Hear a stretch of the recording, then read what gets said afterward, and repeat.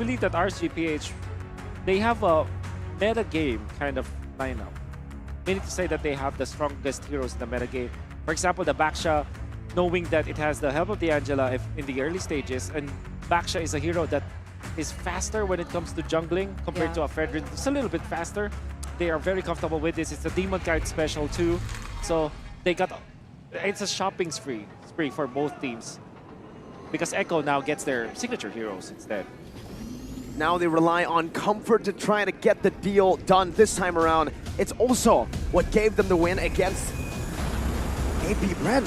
Against the tournament favorites, they went for comfort. Sanford on the Benedetta, a playmaking hero, a mechanical hero. And with that, ladies and gentlemen, we are moments away of jumping into the Land of Dawn. For the second game in this best-of-5 series, into the Land of Dawn we go. For the second game, RSGPH and Echo PH. Who will be able to get the second game? Can Echo come back from this 1-0 deficit?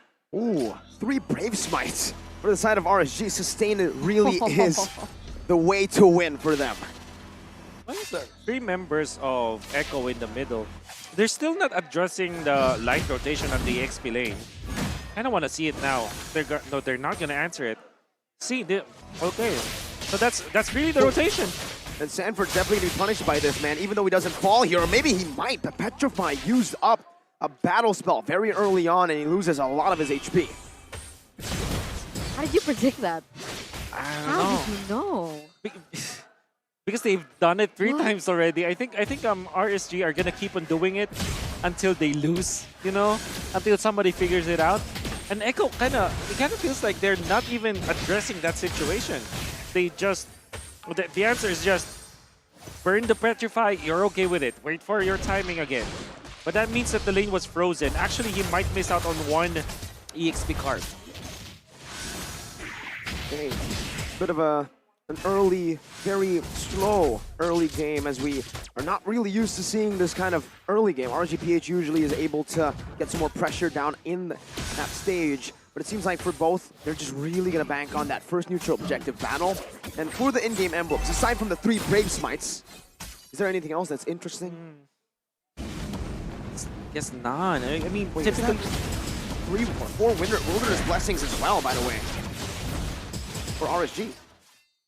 They want to push up top again, but now Sanford has recovered. He will be able to collect the 2 catapults that he aims to get, and Sanji is also in here, so they can help out. There's a lot of focus on RGPH up top. And Echo as well, they responded over. They know it's going to be the neutral objective that they're trying to fight for. Paltizi gets checked to half. Now going in onto Nats, knocking him up with a taunt as well. That's a lockdown. Nats has already used the ultimate earlier. Light now with the spatial migration. Echo gotta respect this. And so they do. But so does RSG. They know Nats is a bit too low. They need to wait for these cooldowns and these resources. And it looks like the reset of the neutral objective. Meanwhile, below, what? Iman nearly gets taken down with the crossbow of Toe that actually is able to connect from Benny QT. But what's going on here? Minute Fury, oh, it's a combo in with the Requiem, but it's still going to be Sanford who gets the kill with Sanji as well, and the Turtle. The San duo setting up for the GOAT to pick up a newt. My God, they hit 3 of the members of RSGPH. There's no chance for them to get out of that, and surely Echo will be very happy about that. The delay, the reset on the Turtle. RSGPH might be scratching their heads after doing that to Echo, because now they were duly punished. That's a 2K gold lead for Echo because of that 3-0 trade. And even Carl, once again, going to be able to pick up that neutral objective, that Turtle. And with this, is there anything that we need to keep an eye out on, especially with like item power spike?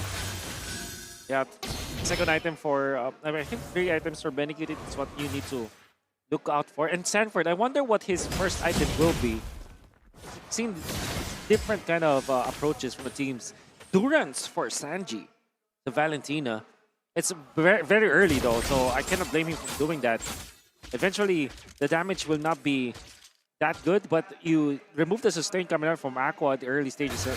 That will be really good for the team fight of Echo. JP wants to go in.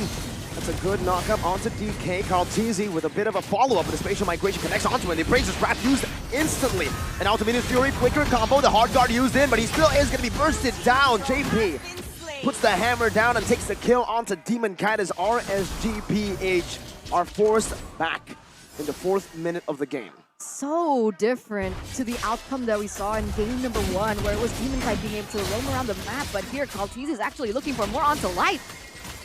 He's able to get away for now, but again, right, Demon Kite already being punished twice in the first 4 minutes of the game, unable to get any hold of these neutral objective takes.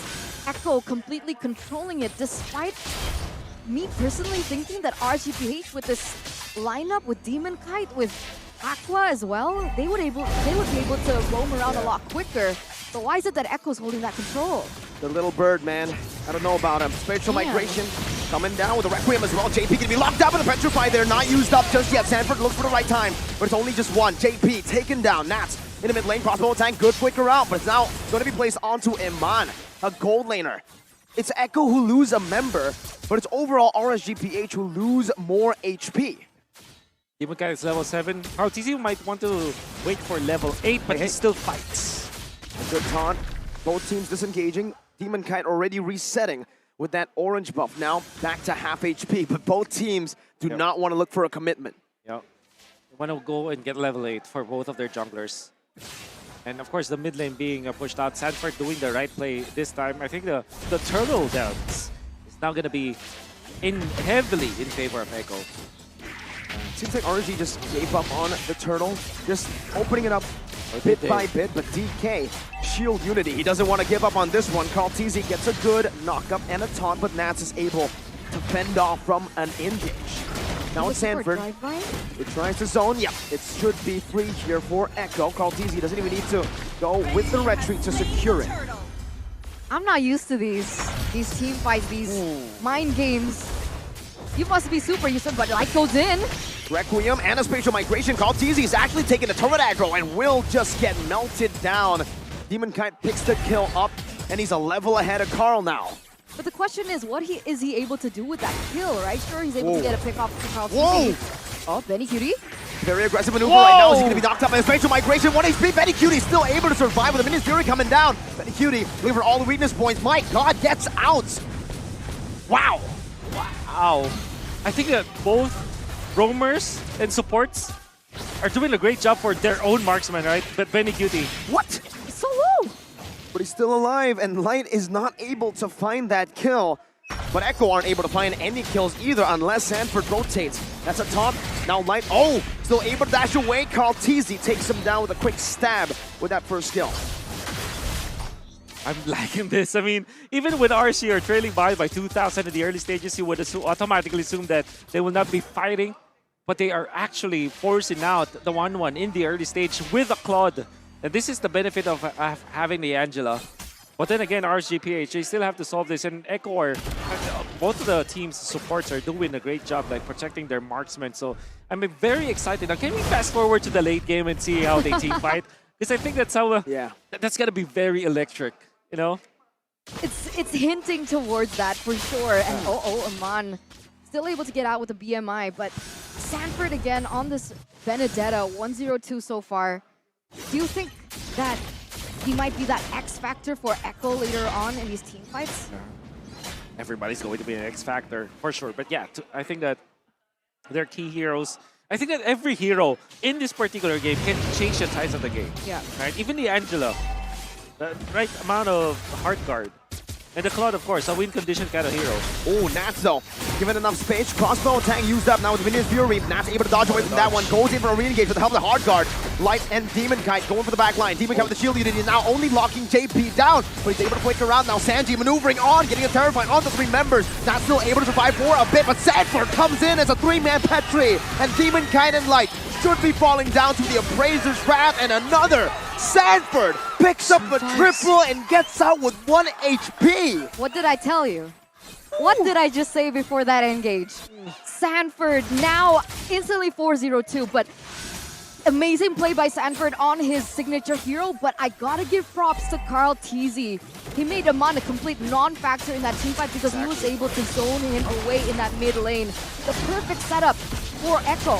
Oh, well done coming out from Echo, particularly their marksman as well as Sanford with a 3-man Petrify. One thing that we can actually anticipate from both teams is that they are not going to use their battle skills just just for nothing. Like, even if they see like a good opening, they will not immediately pick it up. They are going to be looking for the right moment to activate it. And that's what literally Sanford did. Jeez. Good dodge coming out from Nats, JP as well. But they know that eventually they have to wait for the right moment. I mean, Sanford could have activated the Petrify earlier on, but Yeah. he waited for Light because Light could turn things around. Then found Demon Kite, gets a triple. Smart plays coming out from the members of Echo.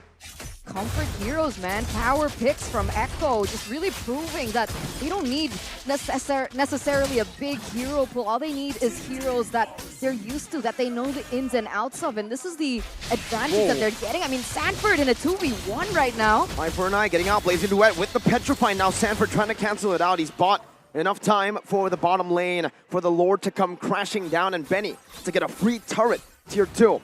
In the mid lane as well, it's going to be Echo. Final slash, whoa, by Sanji there. A bit of a sweep to Natalia. He caught him. That's an important one. Unfortunately, Echo will not be able to push, and they will be disciplined about this. They know that they can. They already took out all of the outer turrets, and they also forced out the divine defense, holy defense from the turrets. That's the passive of the turrets for the 12-minute mark. So they're Holy defense, really happy. HD. Yep, the It's like the HD. game.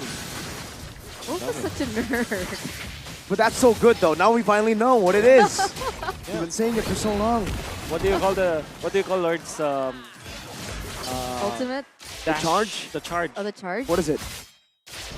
Take a guess. The holy charge. It's pretty boring. It's third dash. Oh my, Okay. dude. I'll just call it a charge. Yeah, the charge sounds better. Either or, Echo still holding this 8K gold lead in the 11th minute of the game. Despite what we saw in game number 1, this is a very different turnout as to what we saw. Echo really just claiming back control on, I would say, individual performances. Yeah. From Carl, from Benny, even Sanford making that play. Sanji has been huge as well, and JP has been really good Yep. on the Minotaur. I agree. JP, he's doing a lot for his team. He's defending his marksman. He's giving the vision. He's surviving and baiting the opponents. And most importantly, the setup. Specifically, the first turtle fight, the 4-man or 3-man Minoan Fury gave so much of a momentum for Echo to work with. And now they're leading by 8,000. But then again, RCPH, they have been in this spot before. So, the timing on the spatial migration, but now it's a stolen hard card from Sanji. It's literally the San duo. Wow. Not the Sansan duo. Damn. Takes the light out of RSG. Exactly, that entire movement, that Combo. entire rotation coming in was negated. RSGPH, they were banking on having one member off the board, and it failed them just because of that. Echo now with an uncontested Lord in this 12th minute of the game. Free Lord just because of one copy hard card coming off Sanji.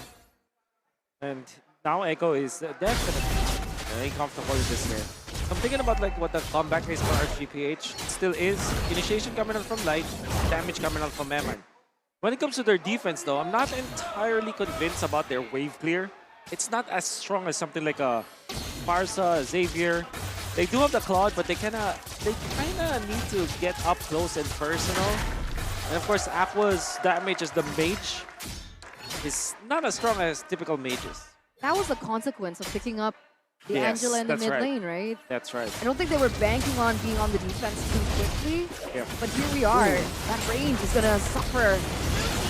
Oh, Nats is brought back all the way by a final slash from Sanji, but now it's called Tizi, who gets the same treatment all the way inside of the base now, getting the healing as well, getting a good taunt, but Benny goes in as well for a lot of damage. That's him in his Fury, knocking up Demon Kite, and Benny? Benny Cutie on the crossbow. A Tang will finish off Nats, and now it's another light in the base. The base is wide open, opened up by the likes of Echo. There's a spatial migration connecting on the 3 right now, as that's a triple kill for Benny.